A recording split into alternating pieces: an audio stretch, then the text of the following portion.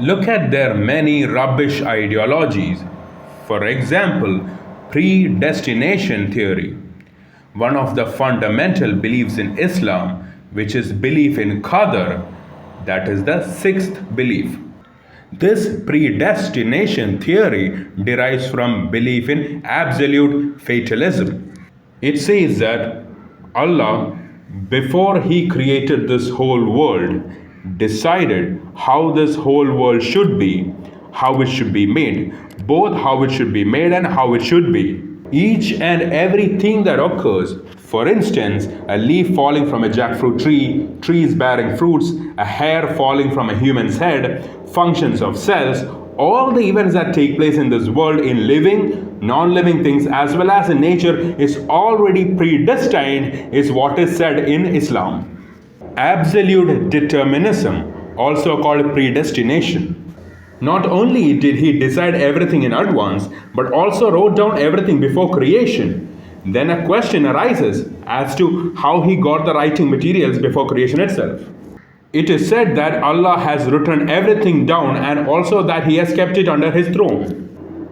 It is funny that His throne exists even before creation and the materials required to write it down is also available before. The book that has everything written down is called Lawhul Mahfuz or Preserved Tablet.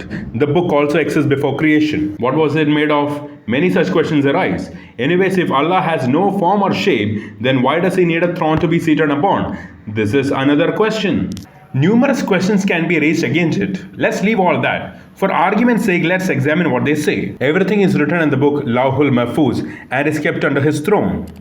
Everything that takes place on earth, including events that are going to take place in future, insignificant events like falling of a strain of hair from someone's head, falling of a leaf from a tree. Why are all these written down? So that he doesn't forget?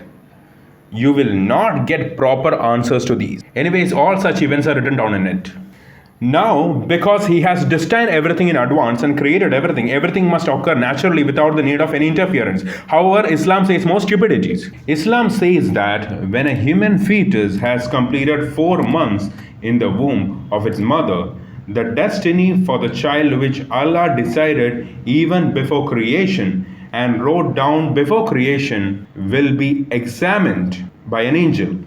After examining it, the angel carries a pen in one hand and the life for the fetus, better known as Ruh, given by Allah, in the other hand to write their destiny on their head. Later, the angel travels down to earth along with these things, is what they claim. Sahih Bukhari 7454, narrated Abdullah bin Masud.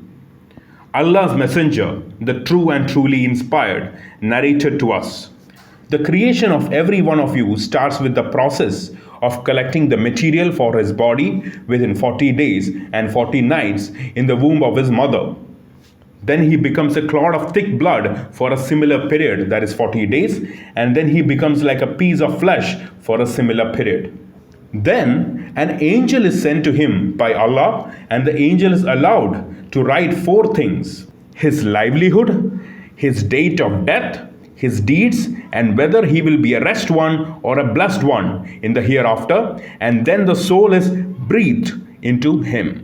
So one of you may do good deeds, characteristics of the people of paradise, so much that there is nothing except a cubit between him and the paradise, but then what has been written for him decides his behavior, and he starts doing evil deeds, characteristic of people of hellfire, and ultimately enters hellfire.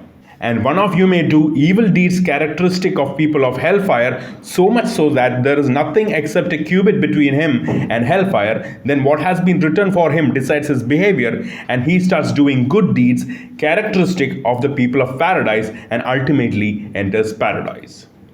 If you think about this theory, you will understand how absurd it is, because for one thing, according to it, Allah gives life only once a fetus is 4 months old. Islam is saying fetus has no life before 4 months. Islam is trying to spread an absolutely stupid theory. Everyone knows that a fetus has life before 4 months. All of us know that as soon as the egg and sperm unite to form the zygote, it starts exhibiting characteristics of life. It then multiplies and grows into a human life form. So by the time the angels come to write the destiny, the brain is developed. But according to Islam, after their fate is written on their head, life is blown into them. That itself is absurd, right? So, according to Islam, Sahih Bukhari, while a baby is 4 months in the womb, a malak or angel is sent by Allah to write the baby's livelihood, date of death, his or her deeds or action in that lifetime, and whether the baby will later go to heaven or hell after the end of his or her life. Hence, as per Islam, everything a person is going to do in his or her life and whether he or she is going to heaven or hell is predetermined by Allah when the person is in the womb itself. Isn't this grave injustice?